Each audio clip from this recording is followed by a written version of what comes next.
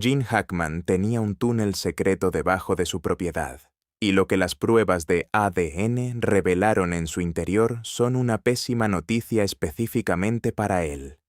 No para su legado, no para la forma en que el público lo recuerda, sino para él en persona, para las decisiones que tomó y para lo que los investigadores federales pueden demostrar ahora que estuvo haciendo deliberadamente durante los años anteriores a su muerte. Los hallazgos de ADN desencadenaron de inmediato una clasificación de seguridad nacional. El caso fue retirado de los canales de investigación habituales en cuestión de horas, y cuando uno comprende lo que el material biológico encontrado dentro de ese túnel confirmó sobre las acciones de Hackman, no solo la existencia del túnel en sí, sino lo que él sabía, lo que eligió hacer y lo que mantuvo oculto, la historia deja de ser un misterio, se convierte en un veredicto. La historia superficial que nadie cuestionó. Cuando Gene Hackman murió en su propiedad de $4 millones en Santa Fe, Nuevo México, la explicación oficial pareció escribirse sola. Tenía 95 años. Su esposa, Betsy Arakawa, ya había fallecido. Un hombre mayor, aislado en el dolor, alejándose del mundo hasta que su cuerpo cedió. La causa de muerte de Betsy fue atribuida a una grave infección viral. La de Gene quedó registrada como insuficiencia cardíaca. El relato era limpio. El relato era humano. El relato era incorrecto. Para la mayoría de los observadores, incluso la presencia inmediata de agentes federales en la propiedad apenas llamó la atención. Un hombre con la riqueza y el perfil público de Hackman merecía cierta cautela procedimental, ¿no es así? La respuesta del FBI quedó absorbida dentro de la lógica del protocolo estándar cuando propiedades de alto perfil cambian de manos sin previo aviso. Las pesadas puertas de acero, los sensores de movimiento que rodeaban la finca, las cámaras térmicas instaladas a intervalos precisos a lo largo de los muros del perímetro, todo eso se interpretó como las excentricidades esperadas de una leyenda de Hollywood que había pasado décadas manejando la atención no deseada. Los acuerdos de confidencialidad impuestos legalmente a cada persona que alguna vez trabajó en la propiedad parecían razonables, privados, completamente comprensibles. Y eso es exactamente lo que hizo que el encubrimiento resultara tan eficaz. La propia finca mantenía la ilusión. Estaba ubicada detrás de sólidos muros de piedra, completamente alejada de las carreteras principales de la región. Décadas de aislamiento deliberado habían normalizado cada medida defensiva. Para cuando Hackman se había retirado por completo de la vida pública, el recinto se leía menos como un retiro de celebridad y más como un perímetro controlado. Nadie que pasara por allí en coche le daba 2 veces el pensamiento. Eso era totalmente intencional. Aquí es donde todo deja de tener explicación. Cuando el primer equipo forense federal cruzó la puerta principal, no estaba entrando en el escenario posterior a una muerte tranquila. Estaban entrando en una escena que había sido gestionada de manera deliberada. Y en el momento en que analizaron la cronología conductual, la real, reconstruida a partir de los datos del servidor de seguridad, cada suposición limpia con la que habían llegado comenzó a desmoronarse. Betsy Arakawa murió 7 días completos antes que Gene Hackman. 7 días durante los cuales el sistema completo de telecomunicaciones de la propiedad registró 0 llamadas salientes, ningún servicio de emergencia, ningún familiar, ningún contacto médico de ningún tipo. Durante 7 días, un hombre de 95 años con una cardiopatía documentada permaneció solo en un recinto cerrado con el cuerpo de su esposa y ni una sola vez tomó un teléfono. Los investigadores extrajeron los datos del servidor de seguridad central de la planta baja. Lo que encontraron no era el registro desorganizado de un hombre superado por el dolor. Los muebles del dormitorio habían sido arrastrados desde sus posiciones originales. Las cajas fuertes personales habían sido forzadas. y el mismo día en que Betsy murió, Gene Hackman había introducido manualmente el código para desactivar todas las cámaras de vigilancia internas de la propiedad, mientras que simultáneamente bloqueaba las alarmas perimetrales exteriores con la máxima sensibilidad. Esa configuración no es pánico, es arquitectura, el cegamiento deliberado de un sistema y la preservación calculada del otro. Una disposición hecha por alguien que entendía exactamente lo que estaba haciendo y exactamente lo que necesitaba ocultar. Los analistas conductuales convocados para revisar los datos de seguridad fueron categóricos. Esto no era desorientación emocional.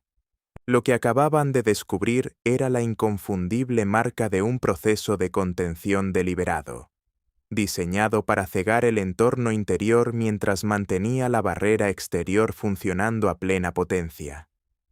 Este detalle importa por lo que el Registro Forense Federal confirmaría a continuación. Es la primera prueba de que lo que ocurrió en esa propiedad no fue algo pasivo.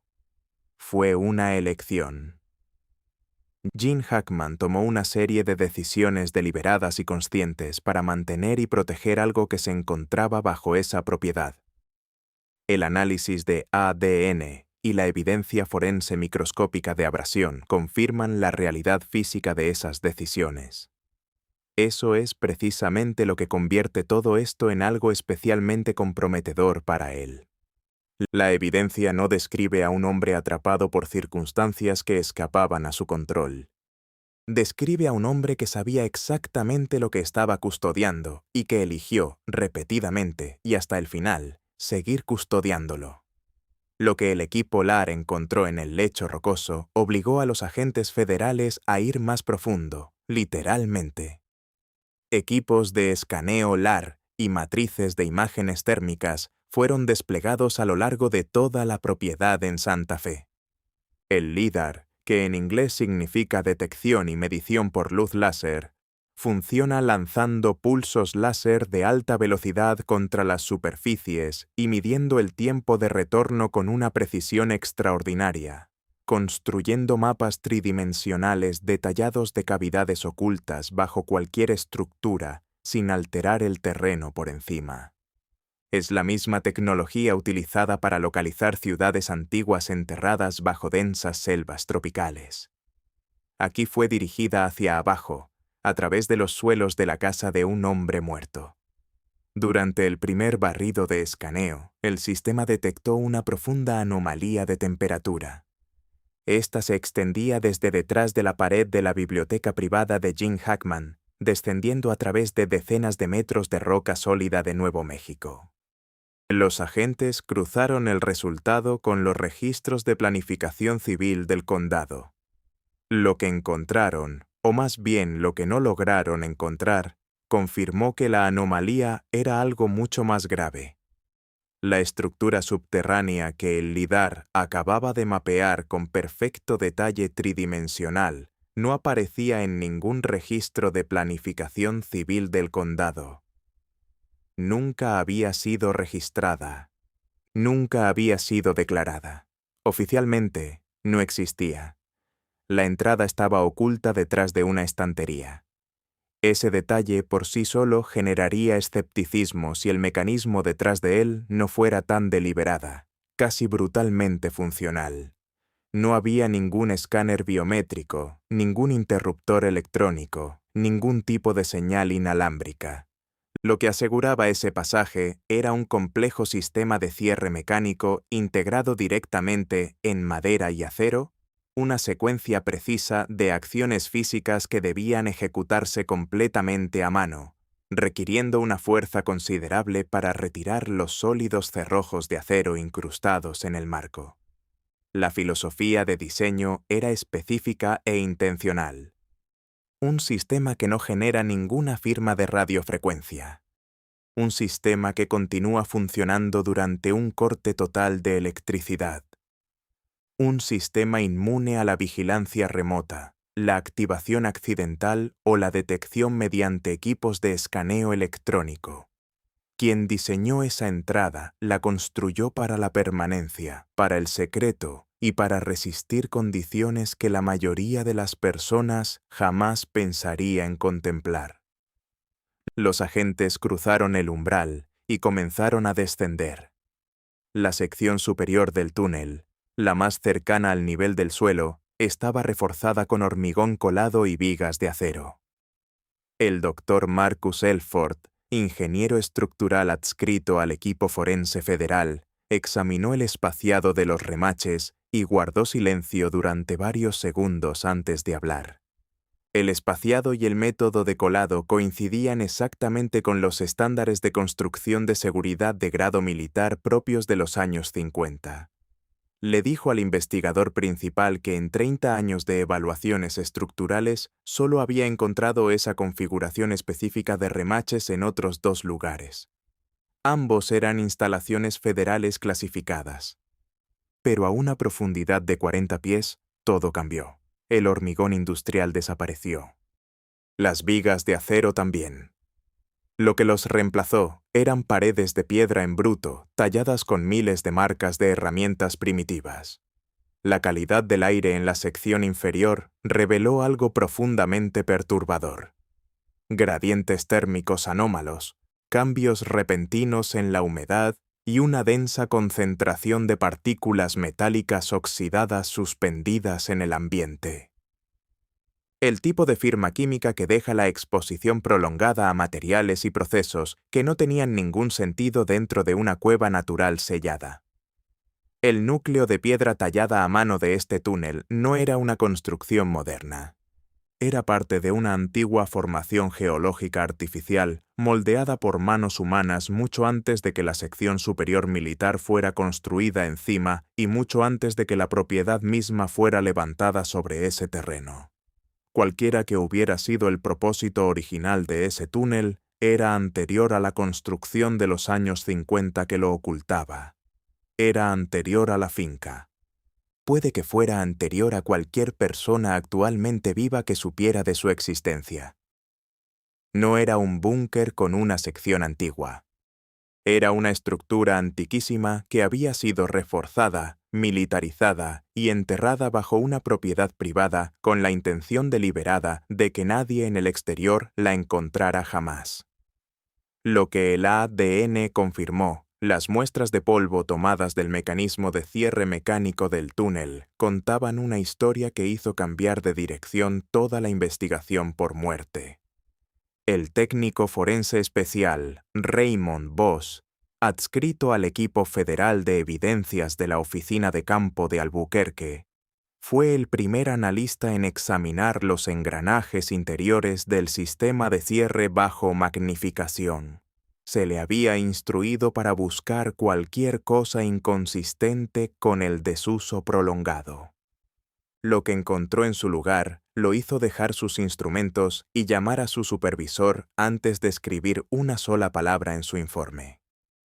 Las marcas de abrasión metálica en los engranajes interiores eran recientes.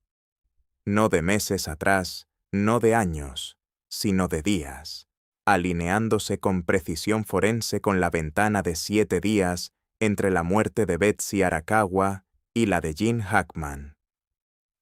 La implicación era ineludible. Un hombre de 95 años en las etapas finales documentadas de deterioro cardíaco no había pasado sus últimos días confinado en cama. Había descendido a ese túnel. Había operado esos pesados cierres mecánicos. Había bajado a la oscuridad subterránea y fría en algún momento durante esos 7 días finales y había regresado a la superficie antes de colapsar por última vez. Pero fue el análisis de ADN, extraído del material orgánico recolectado más profundamente dentro del túnel, lo que cambió por completo la naturaleza de la investigación y produjo hallazgos que las autoridades federales se apresuraron a clasificar. Lo que reveló el análisis de ADN no era evidencia de ocupación casual ni de simple almacenamiento prolongado. El material genético recuperado de las secciones más profundas de la cámara subterránea indicaba exposición a condiciones biológicas que no deberían existir en un espacio subterráneo aislado bajo una propiedad privada en Santa Fe.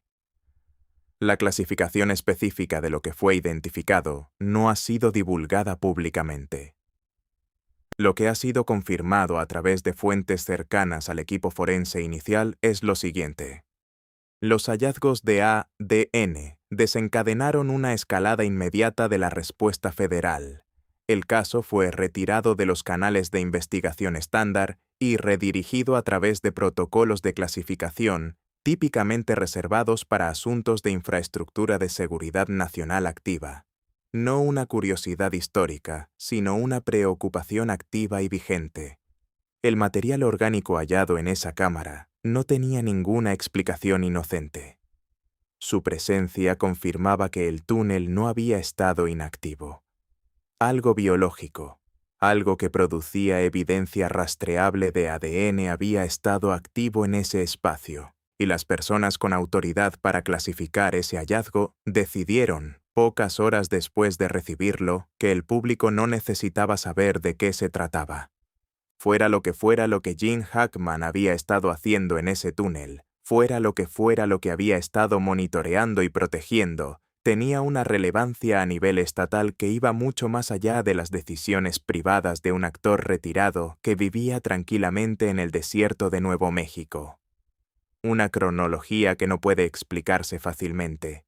Los hallazgos de ADN no existían de manera aislada. Encajaban en una línea de tiempo física con la que los investigadores ya habían estado luchando por racionalizar. Consideremos lo que los datos de seguridad habían establecido antes de que llegaran los resultados del ADN. Betsy Arakawa muere ese mismo día. Gene Hackman desactiva todas las cámaras de vigilancia internas de la propiedad mientras mantiene las alarmas perimetrales al máximo. Transcurren 7 días sin ningún contacto con el mundo exterior. El análisis microforense de Raymond Voss sobre el sistema de cierre mecánico confirma que se accedió al túnel durante ese periodo. Y ahora el análisis de ADN del material recuperado en el punto más profundo de la cámara subterránea confirma actividad biológica incompatible con un estado de inactividad prolongado. Cada dato por separado podría explicarse teóricamente. Un hombre que desactiva sus cámaras en las primeras horas del duelo. Un anciano desorientado que quizás desciende escaleras que no debería. Contaminación de ADN acumulada durante décadas de contacto humano. Pero cuando se apilan uno sobre otro en secuencia, las explicaciones se derrumban, porque todos apuntan en la misma dirección. Hacia un hombre que en los últimos días de su vida, con el corazón fallando, ejecutaba tareas específicas en un orden determinado. No de forma aleatoria, no movido por las emociones, sino con la precisión metódica de alguien que lleva a cabo un protocolo que ha realizado muchas veces antes. Este es el detalle que la cobertura inicial pasó por alto por completo.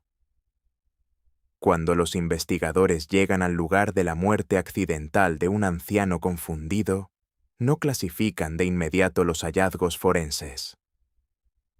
No despliegan equipos de blindaje de señales bajo el amparo de la noche. No emiten órdenes de seguridad nacional sobre registros de denuncias municipales del año 2019. La velocidad y la forma de la respuesta gubernamental revelan más sobre lo que realmente se encontró que cualquier comunicado de prensa. Y los hallazgos de ADN no fueron la única anomalía biológica detectada en la cámara. Las muestras atmosféricas tomadas en la sección más profunda del túnel registraron compuestos químicos asociados a procesos metabólicos orgánicos, no residuos antiguos, no emanaciones geológicas, sino compuestos activos producidos por sistemas biológicos vivos. Ese hallazgo quedó incluido en la misma orden de clasificación que el análisis de ADN. Ambos fueron sellados dentro de la misma ventana de 12 horas, en la cámara del fondo. Cuando el equipo completo de investigación alcanzó la base del túnel, entró en un espacio que desmanteló todos los esquemas con los que habían llegado. El suelo de piedra natural había sido nivelado de forma deliberada. Su superficie estaba grabada con un complejo sistema de coordenadas astronómicas, un mapeo preciso de órbitas planetarias que implicaba un conocimiento matemático avanzado, completamente incompatible con un uso privado casual. Por el suelo había dispersados cajones de madera que contenían componentes metalúrgicos de origen desconocido.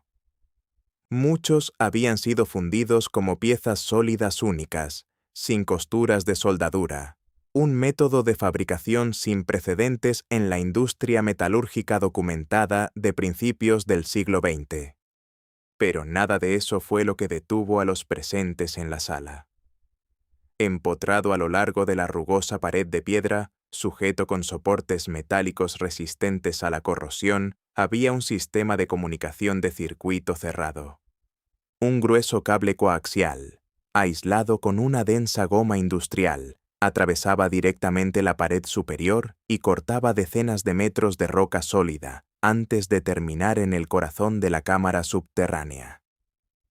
La doctora Claire Souza, analista de sistemas eléctricos en comisión de servicio desde una unidad federal de evaluación de infraestructuras, fue convocada para examinar el circuito.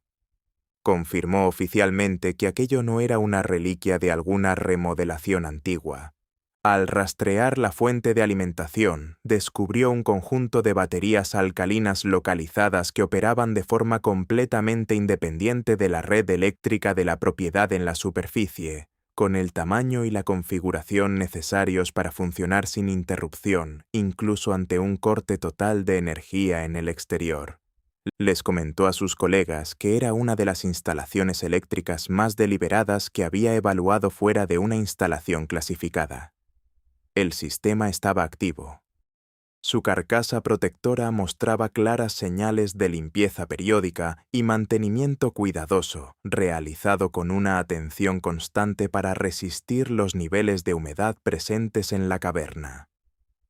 Cuando Souza desmontó los conectores físicos para examinar el interior, no encontró micrófono, ni altavoz, ni ningún mecanismo para la comunicación de voz en ninguna dirección. Para entender lo que se encontró allí abajo, hay que explicar primero para qué servía ese cable. Terminaba en un gran transductor mecánico de señales, un aparato cuya única función era apoyarse contra superficies sólidas y capturar vibraciones de frecuencia extremadamente baja. Diminutas fluctuaciones de presión, movimientos sutiles que viajaban a través de los densos muros de piedra, se convertían en señales eléctricas y ascendían por ese cable enterrado directamente hasta un altavoz oculto dentro de los aposentos privados de Gene Hackman, en la planta de arriba. Durante un número indeterminado de años, Gene Hackman no había estado simplemente viviendo en esa finca. Había estado apostado allí, escuchando no voces, no emisiones, no el mundo exterior, sino las vibraciones de lo que fuera que presionaba contra el lado opuesto de una pared sellada a 12 metros por debajo del suelo de su dormitorio. La puerta que no podía abrirse. Al extremo final de ese cable analógico, unido a la estructura más profunda en la pared más lejana de la cámara, allí donde la caverna se estrechaba en una constricción antinatural, había una enorme puerta de hierro. No estaba fabricada con materiales balísticos modernos. Era acero al carbono, envejecido por el paso de considerables años, completamente plana. Sin manilla exterior, sin cerradura mecánica, sin teclado electrónico, sin bisagras visibles en ninguna de sus caras. Cada junta a lo largo de su perímetro, cada punto donde la puerta se encontraba con el marco de piedra natural que la rodeaba, había sido sellado con líneas de soldadura continuas, ininterrumpidas, permanentes, aplicadas íntegramente desde el exterior. Este es el detalle que rompió por completo el marco de la investigación. Una puerta de búnker se construye para proteger a quienes están dentro frente a una intrusión. La manilla, el cerrojo, el mecanismo de cierre, todo ello existe para que las personas del interior mantengan el control. Pueden abrirla, pueden salir. Pero una puerta soldada de forma permanente desde el exterior, sin ningún mecanismo en ninguna de sus caras, responde a una lógica completamente diferente. No es una puerta construida para proteger, es una puerta construida para contener, para sellar, para garantizar que lo que hay al otro lado permanezca allí de manera permanente e incondicional. Cuando este único detalle llegó a los investigadores federales, invirtió por completo la narrativa de la finca que había encima. Los altísimos muros de piedra, los estrictos acuerdos de confidencialidad que borraban a cada empleado del registro público, el aislamiento total respecto a las carreteras y a las infraestructuras de servicios cercanas, la deliberada desactivación por parte de Gene Hackman de sus propias cámaras de vigilancia internas en las horas posteriores a la muerte de su esposa. Todo ello, contemplado a la luz de esa puerta de acero soldada, encajaba de otra manera. Ninguna de esas medidas parece las precauciones de privacidad de un hombre famoso hastiado de las cámaras. No se estaba protegiendo a sí mismo del mundo. Estaba protegiendo al mundo de lo que existiera al otro lado de esa barrera sellada. Durante años, posiblemente durante las últimas 2 décadas completas de su vida, Gene Hackman había sido el único guardián civil de una estructura de contención geológica, utilizando las defensas perimetrales de la finca para impedir el acceso accidental a la entrada del túnel, apoyándose en el cable analógico y en el altavoz de monitoreo para rastrear continuamente la presión, el ritmo y las vibraciones de lo que fuera que la puerta de hierro retenía, verificando día tras día que el sello físico permaneciera intacto. La magnitud de lo que había estado cargando en soledad quedó revelada con mayor claridad en lo que hicieron a continuación las autoridades federales. Contaban con equipos de corte por plasma en el lugar, herramientas de grado industrial capaces de atravesar cualquier estructura de acero en cuestión de minutos. Sin embargo, ninguno de los agentes presentes estaba autorizado a ponerlas en marcha. Los especialistas en seguridad nacional se plantaron ante esa puerta oxidada, analizaron las líneas de soldadura, documentaron el mapa estelar astronómico grabado en el suelo y tomaron una sola decisión. Todo permanece sellado. La barrera no se abre. Se negaron a abrir lo que un hombre había pasado toda su vida manteniendo cerrado. La información quedó bloqueada. En el momento en que los informes técnicos que detallaban la puerta soldada, el cable de escucha y los hallazgos clasificados de ADN llegaron al mando central, la recogida de pruebas en el lugar fue detenida por completo. Se impuso un bloqueo total de la información. No se publicó ninguna documentación forense en la prensa. Los periodistas locales que intentaron acercarse al perímetro fueron rechazados por la policía militar. La propiedad de los terrenos forestales circundantes quedó bajo control especial del gobierno, amparada en disposiciones urgentes de seguridad nacional. Cada solicitud de acceso a la información que buscaba los planos estructurales del lugar fue denegada bajo los protocolos de clasificación más altos disponibles. Y entonces se descubrió el borrador de datos. Investigadores independientes que intentaban recuperar registros municipales encontraron que las quejas de residentes presentadas entre 2019 y los informes más recientes, enviados por personas que vivían a varios kilómetros de la finca, habían sido eliminadas sistemáticamente de todas las bases de datos estatales accesibles a investigadores civiles. Esas quejas describían una vibración mecánica recurrente de baja frecuencia que emanaba del subsuelo, produciéndose con regularidad aproximadamente a las 2 de la madrugada. Sensores sísmicos civiles habían registrado estas perturbaciones en su momento. Las autoridades locales las habían descartado por escrito como interferencias de la red de tuberías públicas o de la infraestructura de calefacción subterránea.